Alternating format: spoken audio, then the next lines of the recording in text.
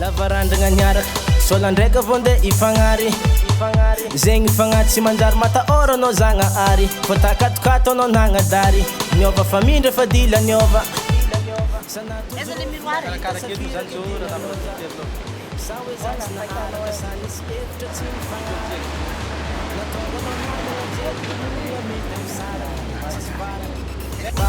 Kau ny vitako rô tsy anignenako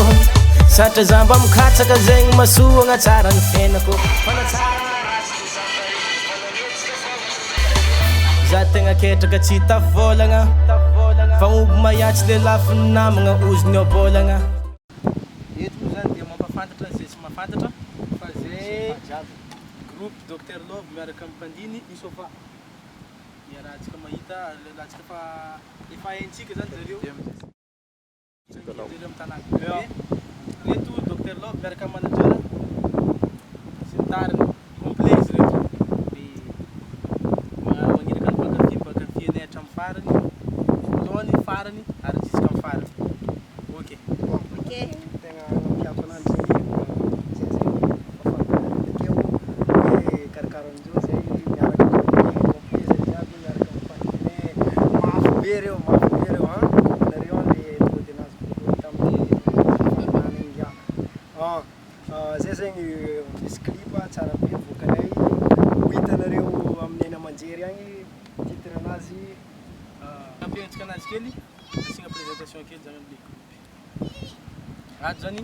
sady manager izy sady gestionnaire ny groupe Dr Love dia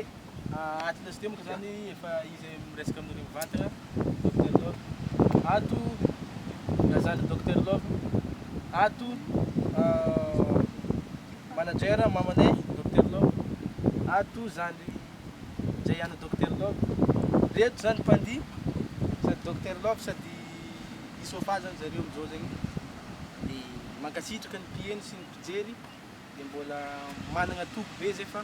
ho an'le mpankafy anay dia ankafy anay hatramin'ny farany toy le raha jiaby reto zao reto aby zany zay jiaby complet zay ngamba agny amin'ny hira zany nareo mahita ny tony reto zay jiaby complet reto zany faly mizara zavatra masoa anareo mpankafy Silence os namas aí me Pisa mikasika